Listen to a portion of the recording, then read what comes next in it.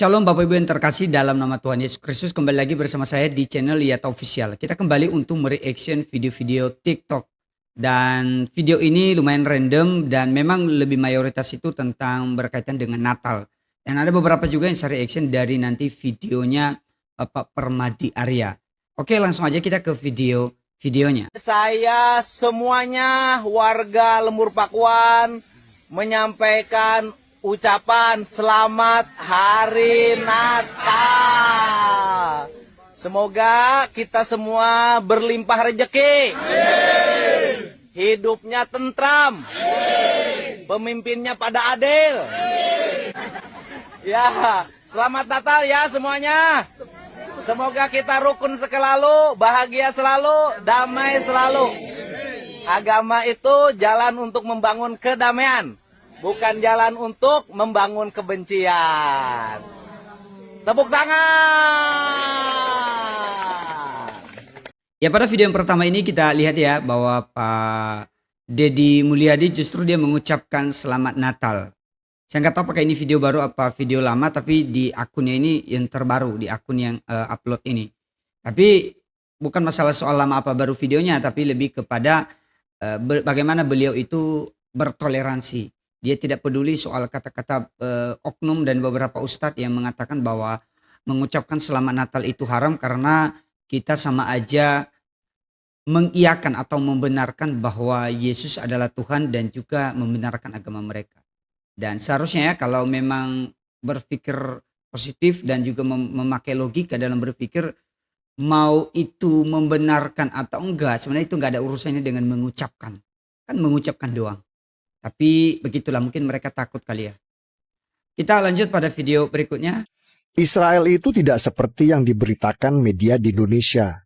Berjalan di depan saya sekeluarga Muslim Palestina sedang menikmati keindahan pantai di kota Tel Aviv. Muslim Palestina dan Yahudi Israel hidup damai berdampingan seperti saudara. Tidak ada penindasan, apalagi genosida. Muslim bebas buka toko di pasar-pasar atau mall, berjualan dan berdagang, tidak ada diskriminasi. Muslim bebas beribadah di masjid-masjid yang bertebaran di seluruh Israel, tidak ada pelarangan kecuali ada perusuh yang sengaja bikin kacau di masjid, pasti digas air mata dan ditangkap. Moto Israel simple kok. Anda sopan, kami segan. Anda arogan, kami lawan. Semua konflik dan bentrokan pasti disebabkan karena Israel diserang duluan.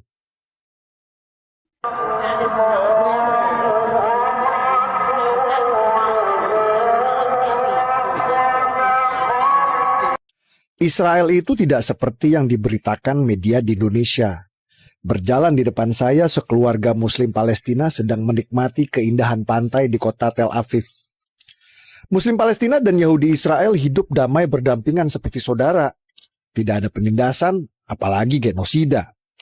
Muslim bebas buka toko di pasar-pasar atau mall, berjualan dan berdagang, tidak ada diskriminasi.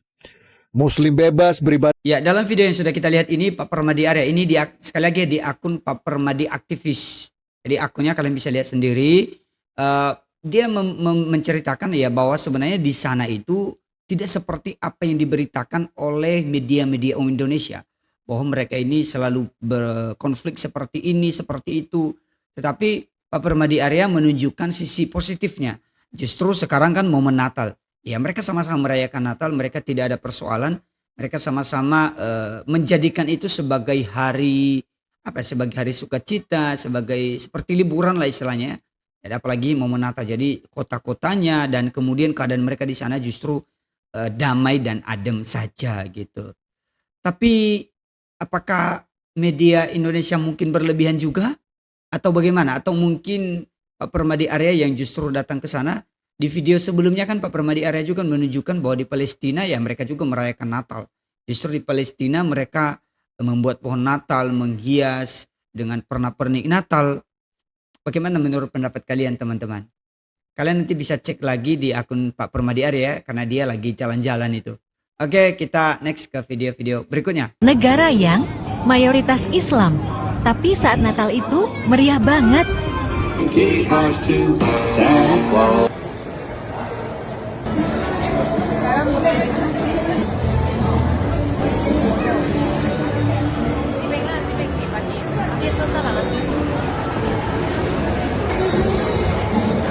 Ya masih hal yang sama ya, ini dari akun kakak ini saya kurang tahu ini di negara mana, tapi keterangannya dia berikan bahwa negara yang mayoritas Islam tapi saat Natal itu meriah banget.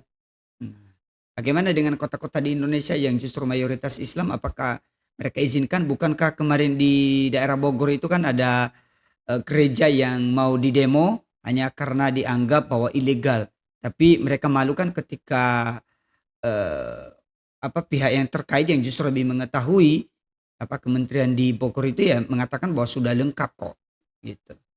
Kita next pada video berikutnya.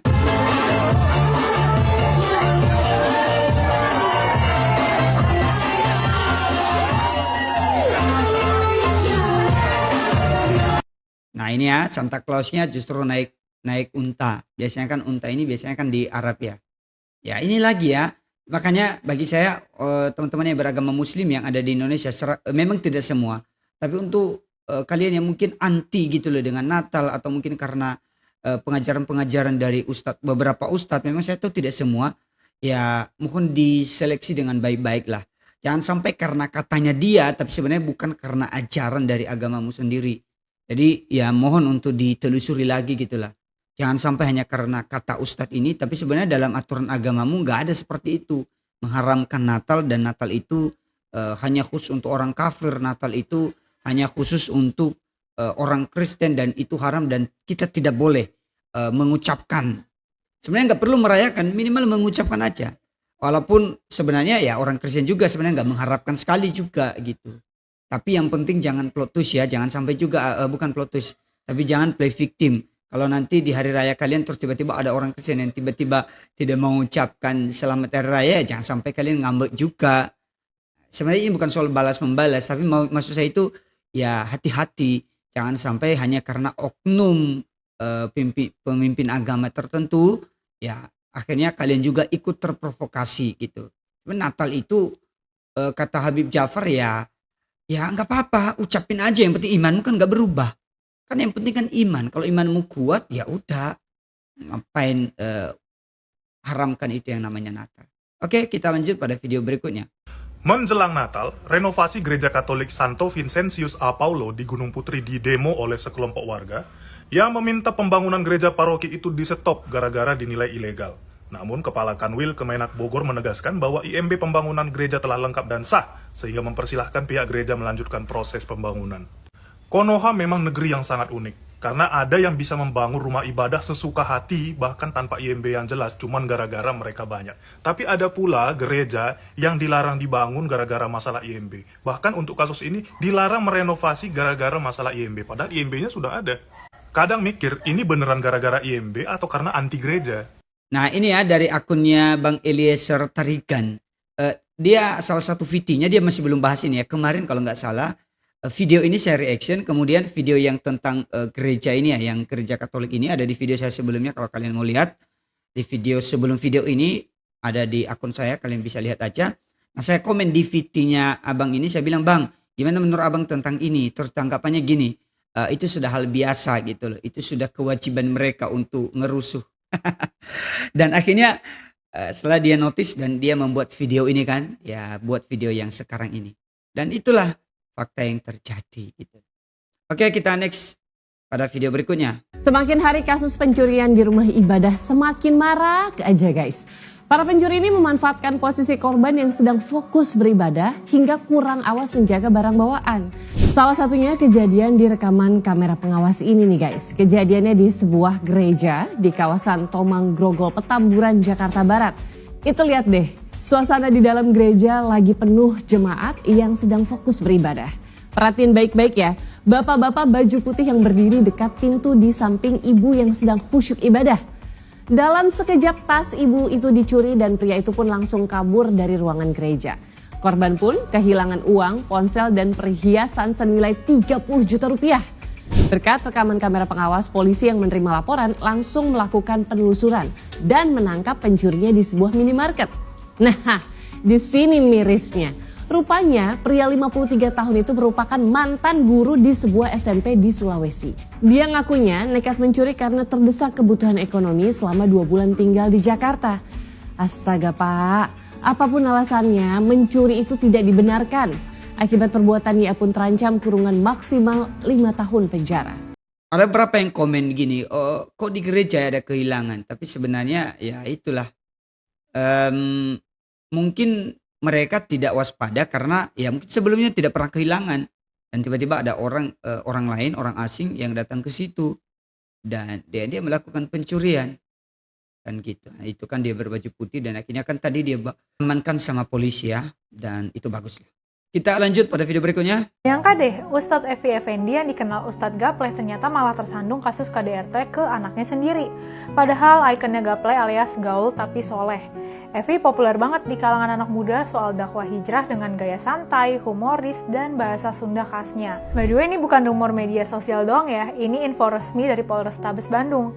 Kasus ini muncul tanggal 4 Juli 2025, ketika anak kandungnya berinisial NAT 19 tahun mendatangi rumah sang ayah buat nanyain nafkah dan biaya pendidikan. Tapi menurut laporan, bukannya nerima penjelasan, NAT malah mengalami kekerasan fisik. Yang bikin makin berat bukan cuma Evi, tapi juga ibu tiri, paman, bibi, sampai nenek ikut dalam dugaan pengeroyokan. Polisi menemukan NAT mengalami luka memar dan trauma. Laporannya masuk, visum udah dilakukan, dan proses hukum berjalan cukup panjang. Sampai akhirnya polisi netapin status tersangka. Kami sudah menetapkan yang bersangkutan beserta 3 orang lainnya sebagai tersangka, ucap Kasat Reskrim Polrestabes Bandung, Kompol Anton. Anton juga nambahin bahwa Evi belum ditahan, tapi udah dijadwalin pemeriksaan lanjutan minggu depan. Kami akan segera melakukan pemeriksaan, pemanggilan sudah dilayangkan, jelasnya. Sementara itu, kuasa hukum korban bilang tidak ada rencana damai atau cabut laporan. Artinya, proses hukum bakal lanjut terus. Buat yang belum familiar nih, Evi lahir di Bandung pada 1976. Masa mudanya kelam karena pernah dipenjara tahun 2000-an. Dan dari situlah ia cerita bahwa dirinya hijrah dan mulai berdakwah. Dia nggak lulusan pesantren, pendidikan formalnya bahkan cuma sampai SMP. Tapi dia aktif belajar agama secara otodidak. Dari situ, dia bangun gerakan pemuda hijrah buat anak muda yang ingin balik arah dari gaya hidup ekstrim, mantan geng motor, pecandu, dan sebagainya. Ceramahnya santai, gampang dicerna, dan relate sama pop culture. Itu yang bikin dia punya followers banyak, terutama di Instagram dan komunitas hijrah. Nah, sebenarnya sebelum kasus ini, Evi udah pernah kena masalah lagi setelah aktif berdakwah. Pada 2018, dia dilaporin atas dugaan penistaan agama karena dalam ceramahnya menyebut Nabi Muhammad sebelum kenabian berada dalam kesesatan. Dan dari situ ia menilai perayaan Maulid Nabi seolah ikut merayakan kesesatan tersebut. Pernyataan itu bikin heboh dan menuai protes dari sejumlah ormas sampai akhirnya Evi minta maaf ke MUI Jawa Barat. Setelah itu, kritik terhadap bacaan Quran dan metode dakwahnya masih bermunculan, terutama dari kalangan ulama dan organisasi keagamaan. Tapi terlepas dari kontroversi, nama Evi tetap eksis dan populer, terutama di kalangan komunitas hijrah dan anak muda. Balik lagi soal kasus KDRT, ini bikin makin viral karena ironi citra dirinya. Banyak orang yang merasa kecewa karena sosok yang sering ngajarin religiusitas ternyata justru terseret kasus yang berhubungan sama kekerasan terhadap anak. Evi sendiri sempat bilang bahwa tuduhan ini fitnah, tapi status tersangka udah resmi. Netizen ada yang bela, ada yang kecewa, ada yang rasa ini pukulan berat buat komunitas hijrah. Buat kami di Gerakan PIS, KDRT, apalagi terhadap anak gak bisa dinego. Ada atau tidaknya status publik, agama, atau citra religius, pelakunya harus diproses hukum. Figur publik itu bukan malaikat, dan komunitas hijrah juga perlu refleksi bahwa panutan bukan sekedar orang yang tampil santai dan pakai jargon motivasi. Kita perlu memastikan penyintas anak dapat ruang aman, dukungan psikologis, dan perlindungan, bukan justru dibungkam pakai komentar pembelaan emosional. Kontribusi Evi dalam membina pemuda tentu tetap dihargai. Tapi bila kekerasan ini benar terjadi, itu bukan fitnah, itu pelanggaran serius terhadap amanah sebagai orang tua dan penceramah. Kasus ini jadi reminder penting. Hijrah bukan penampilan, tapi perubahan moral dan tanggung jawab sosial. Yuk kita dukung proses hukum berjalan, berpihak pada korban, dan lebih kritis memilih panutan. Bagaimana menurut kalian yang tahu-tahu tentang beliau ini, tentang Ustadz Dina, apakah memang betul dia melakukan pelanggaran seperti itu? Atau mungkin ini hanya masih rumor atau asumsi? Ya saya rasa sih apa yang diberitakan sama gerakan PIS official ini ya semoga sih enggak ini ya enggak salah biasanya. Baik Bapak Ibu, demikian aja video kita kali ini. Semoga kalian suka. Mohon maaf kalau ada kata-kata saya yang salah. Dalam video ini sebenarnya ada pembelajaran bagi kita, mari kita tetap menjaga toleransi antar umat beragama. Walaupun kamu tidak setuju, walaupun tidak sepaham, walaupun tidak mengimani agama orang lain, kepercayaan orang lain, tapi jangan jadikan itu sebagai dasar untuk kamu memusuhi atau membenci orang lain itu. Tetap belajar bahwa kita ini bineka tunggal ika, saling menghargai, saling menghormati, dan jangan merasa takut hanya karena agama lain mungkin ada kemajuan, mungkin ada perkembangan. Jangan, biarin aja mereka. Saya juga demikian dengan agama-agama lain yang mungkin kalau saya dengar, oh agama ini begini, ya nggak apa-apa. Tapi kalau justru ada hal-hal yang membuat kita menjadi terpecah belah, ya itu sangat negatif. Walaupun mungkin di channel saya sering memberitakan tentang hal-hal seperti ini ya, seperti seolah-olah seperti provokator. Tapi sebenarnya enggak. Maksudnya itu ya kita nilailah. Maksudnya kalau memang ada yang negatif di dalam oknum-oknumnya di agama-agama tertentu, entah di agama saya, di agama Kristen, ya dihindari, jangan diulangi kesalahan yang sama, dan kita jangan melakukan kesalahan-kesalahan yang sama. Seperti pembubaran gereja, penghinaan, penistaan terhadap agama orang lain, merendahkan agama orang lain, tidak menghormati agama orang lain, tidak menghargai kepercayaan orang lain. Ya sekali lagi, kalau kita menghargai kepercayaan orang lain bukan berarti kita sudah pindah iman atau kita sudah mengimani agama orang tersebut. Ya sebenarnya enggak. Jadi ya mohon untuk tetap seleksi apa yang kamu dengar, apa yang kamu baca, apa yang kamu lihat.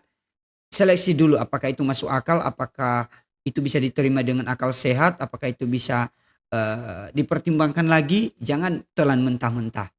Itu ya teman-teman ya. Demikian aja, Tuhan Yesus memberkati kita semua. Sampai jumpa kembali pada video-video berikutnya. Shalom.